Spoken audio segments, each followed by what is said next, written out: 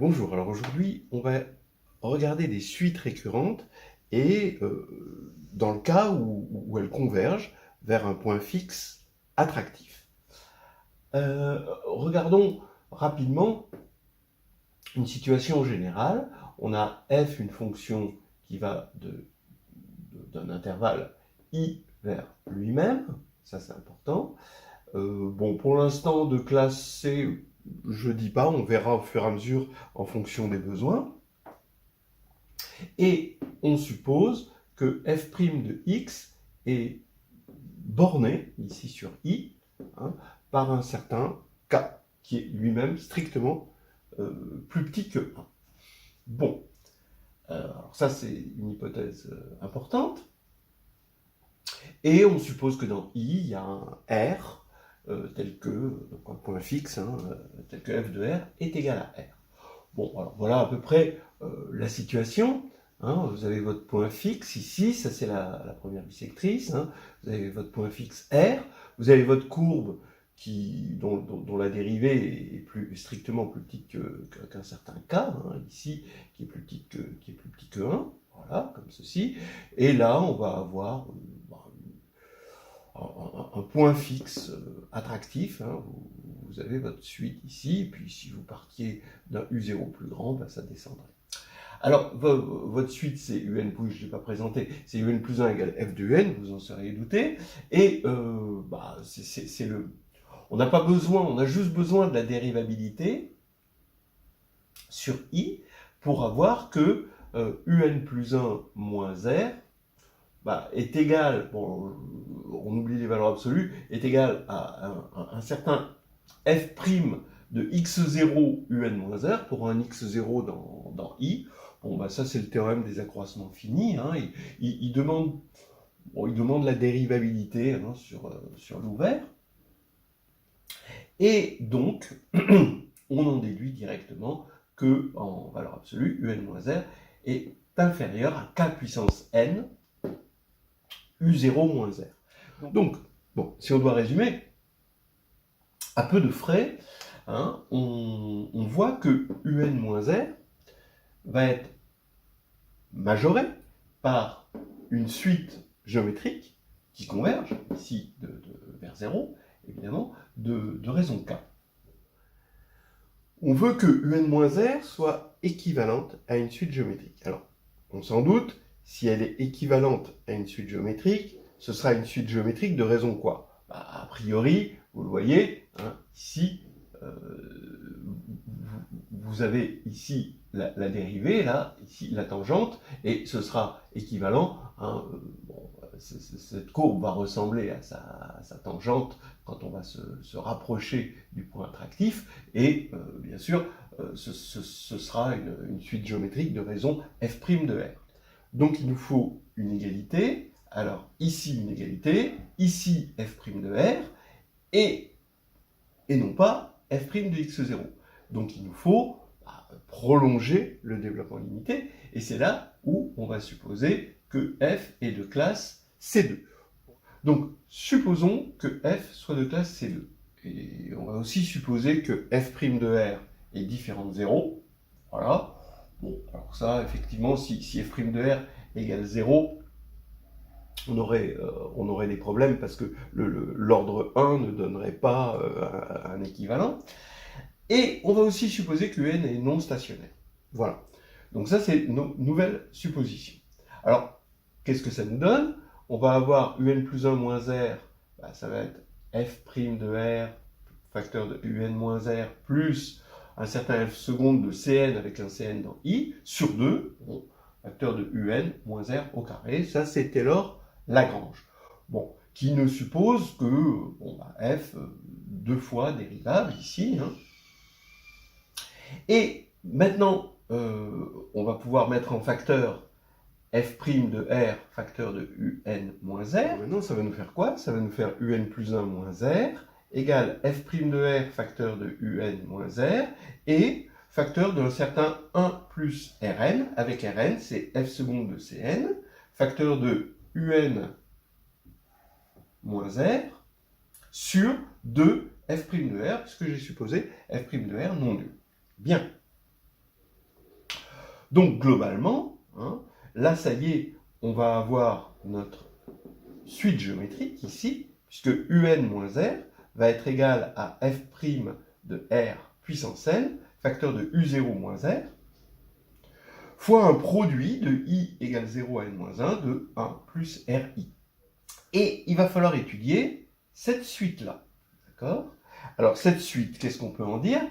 Comme un est non stationnaire, elle est 1 plus ri est non nul. Hein, sinon, on aurait une suite stationnaire. Bon, alors 1 plus ri est non nul, et puis c'est positif. Alors, pourquoi c'est positif ? Regardons.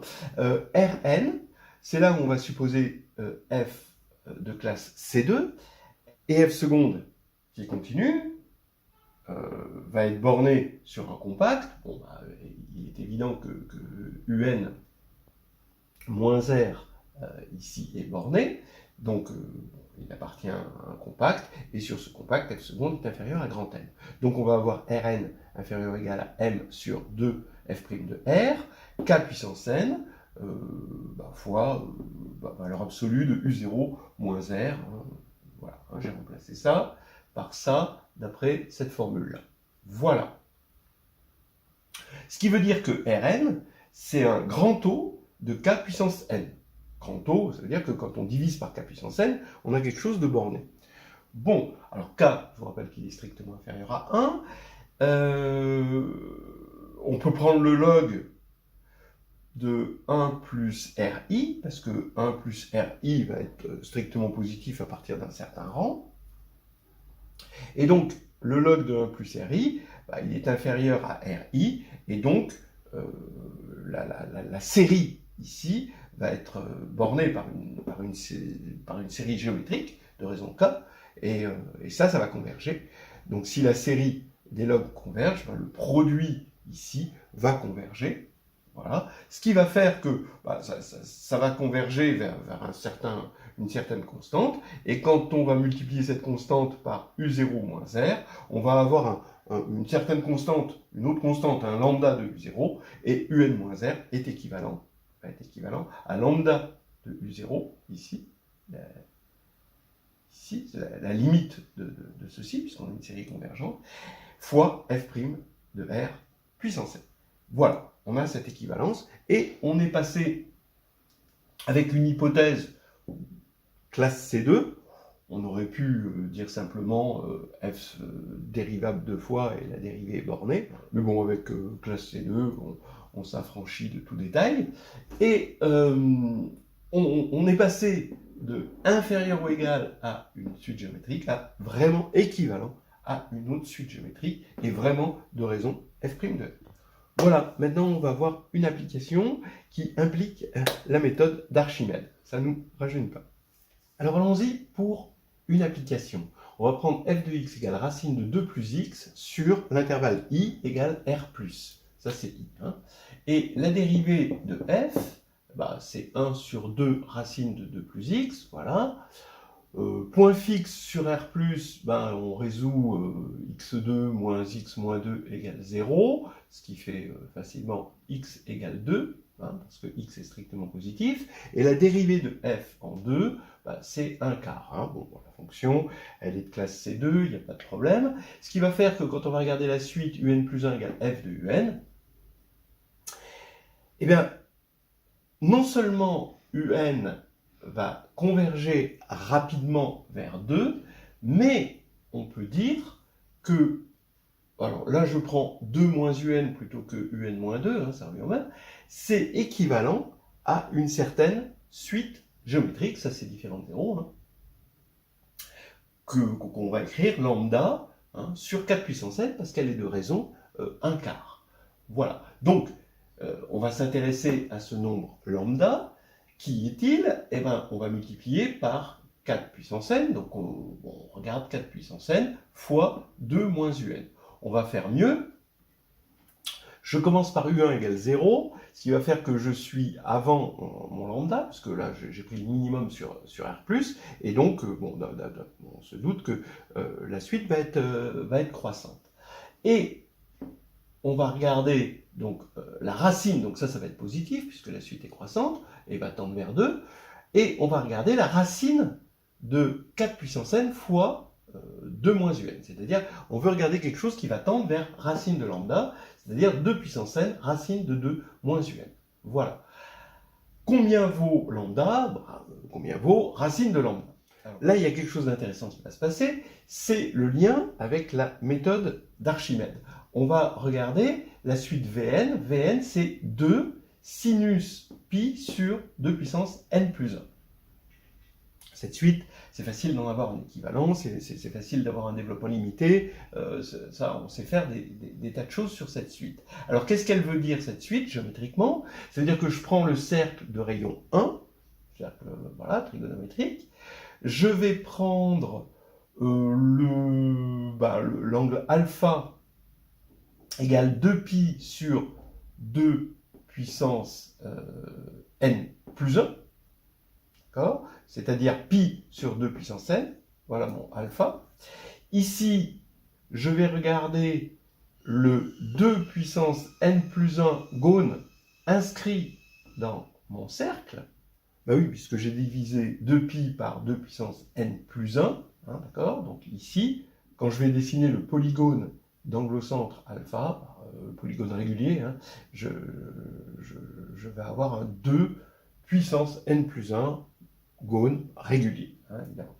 Alors ici, j'ai celui-ci, et si je veux calculer Vn, eh ben, je divise, je regarde la bissectrice, la médiatrice, ce que vous voulez, et ici j'ai le demi, la demi, ma Vn sur 2, hein, la demi-mesure de ce côté, hein, en multipliant par le sinus moitié, donc bien le sinus alpha sur 2, donc qui est bien ce sinus-là. Et maintenant, pour avoir Vn, je multiplie par 2. Donc Vn, c'est bien le côté du...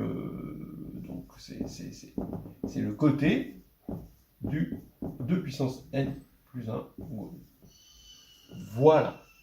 Alors, maintenant, je vais faire un lien entre Vn et Wn. Alors maintenant, on va utiliser un peu de trigonométrie facile. 2 sinus carré θ sur 2, bah, c'est 1 moins cosinus θ. Bon, arc moitié, hein, on connaît quand même un peu.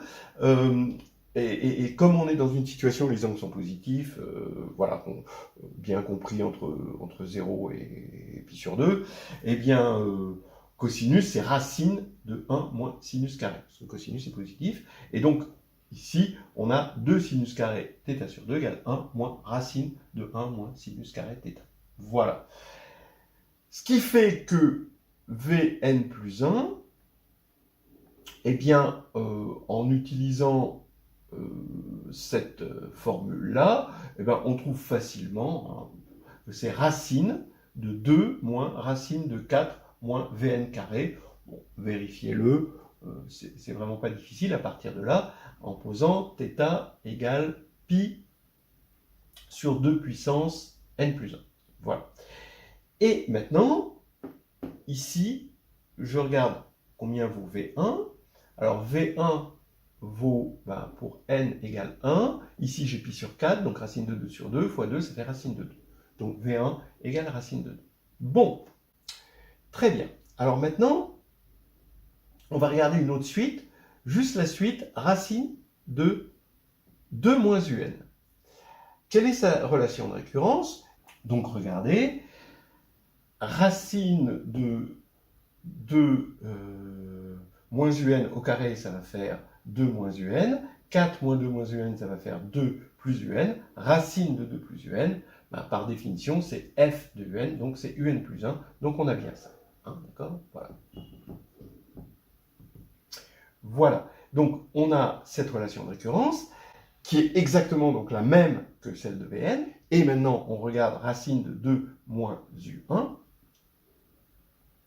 Eh bien, ça fait tout simplement, puisque u1 c'est égal à 0, ça fait racine de 2. Donc, exactement comme V1. On en déduit donc que Vn est égal à racine de 2 moins un, puisqu'il y a la même relation de récurrence et la même initialisation. Voilà. Alors maintenant, ici, j'ai Vn. Ce qui fait que Wn que je cherchais, c'est 2 puissance n fois Vn. Voilà. Et maintenant, 2 puissance n fois Vn. Eh bien, regardez, puisqu'on a dit que Vn, c'était le côté du 2 puissance n plus 1 gone régulier, eh bien, là, Wn, ça devrait être le demi-périmètre de ce polygone. D'accord? Puisque là, j'ai pas mis de n plus 1, j'ai mis que 2 puissance n. Donc, ça devrait être le demi-périmètre. On a envie de dire que du coup, le demi-périmètre, comme le polygone, la suite de polygones va tendre vers le cercle, alors le demi-périmètre va tendre vers le demi-périmètre du cercle, c'est-à-dire pi. Là, il y a quand même un petit piège, il faut faire attention. Je vous ai mis un contre-exemple ici. Donc le problème, c'est le suivant. Vous avez une suite de courbes qui tend vers une courbe, et vous voulez savoir si la suite des longueurs tend vers la longueur de la courbe limite. D'accord? Est-ce que la limite des longueurs, c'est la longueur de la courbe limite? Vous voyez que vous faites une espèce d'échange de passage à la limite qui demande souvent de la convergence uniforme, convergence normale, etc. Parce qu'une longueur, c'est quand même une intégrale, donc vous êtes en train de commuter la limite avec cette intégrale. Bien, donc vous avez un contre-exemple, vous prenez la suite de courbes suivantes, vous partez de ce triangle, et ici on prend à la moitié, ici, et ici à chaque fois on prend à la moitié, et vous avez une espèce de fractal ici qui va se passer, et la courbe ici limite, ça va être ce segment là, ici. D'accord? Or, ici, dans la suite, il y a préservation, on part d'un triangle équilatéral, donc ici, la longueur de cette courbe-là, ici c'est 1, mais ici la longueur de cette courbe c'est 2. Mais celle-ci, c'est la même, d'accord, puisque ça plus ça c'est égal à ça, et ça plus ça c'est égal à ça, etc., etc. Donc on a une suite de courbes de longueur 2 qui va tendre vers une courbe de longueur 1, en quelque sorte. Donc vous voyez qu'il y a quand même des problèmes. Bon, là, ça ne va pas se passer, ce truc-là, mais il faut quand même faire attention. Donc il vaut mieux faire tout simplement l'équivalent ici. On va avoir Wn qui est égal donc à 2 puissance n Vn. Donc Vn va être équivalent à 2 fois pi sur 2 puissance n plus 1. Voilà. Donc on l'a ici, parce que j'ai multiplié par 2, et donc on fait disparaître ça, et ça va tendre vers pi. Donc ça nous fait une jolie approximation de pi. On peut même avoir un développement limité, ici, et regardez, vous avez 2 racines de 2, d'accord, voilà, pour n égale 1, c'est bien ça, d'accord, oui, puisqu'on avait 2 racines de 2, puis 4 racines de 2 moins racine de 2, puis 8 racine de 2 moins 2 plus racine de 2. Voilà la première, c'est émouvant, mais c'est la première suite qui a donné des approximations de pi. Si vous avez 2,8, là vous dépassez les 3. Vous dépassez les 3, c'est un peu normal, parce que vous avez l'hexagone, lui, l'hexagone régulier, qui est inscrit dans le cercle de rayon 1, lui, il est de longueur 3. Vous pouvez le vérifier, et c'est bien connu. Donc, comme là, on est passé à l'octogone, eh bien, on a quelque chose qui approche mieux, donc on est passé au-dessus de 3. Et donc là, vous voyez qu'on commence à être dans les 3,1, quelque chose, et ça va tendre vers pi assez rapidement. D'ailleurs, il y a une petite histoire à raconter sur ce 3.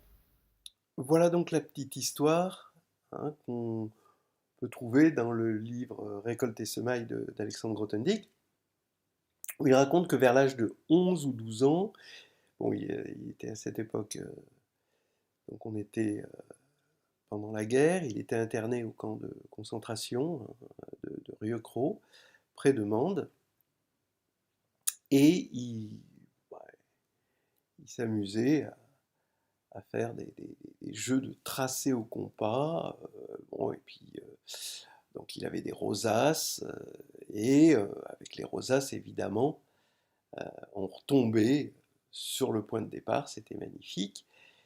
Et il était du coup convaincu que la longueur de la circonférence, c'était 6 fois celle du rayon. Pourquoi? Parce que avec les rosaces, ils construisaient des hexagones réguliers inscrits dans des cercles, et donc ils pensaient que la longueur du cercle était égale à la longueur de l'hexagone, et on vient de dire que la longueur de l'hexagone régulier, inscrit dans le cercle, si c'est le cercle de rayon 1, c'est 6. Voilà. Et donc, quand il voit dans un livre que L est égal à 2pi r avec pi égale 3,14, et ben son premier réflexe, c'est de se dire que le livre se trompait. Et depuis l'Antiquité, il en était vraiment désolé, parce que pi était pour lui égal à 3. Voilà. Cette confiance qu'un enfant peut avoir en ses propres lumières, en se fiant à ses facultés, plutôt que de prendre pour argent comptant les choses apprises à l'école ou lues dans les livres, est une chose précieuse. Alors, précieuse, mais précieuse et parfois ridicule,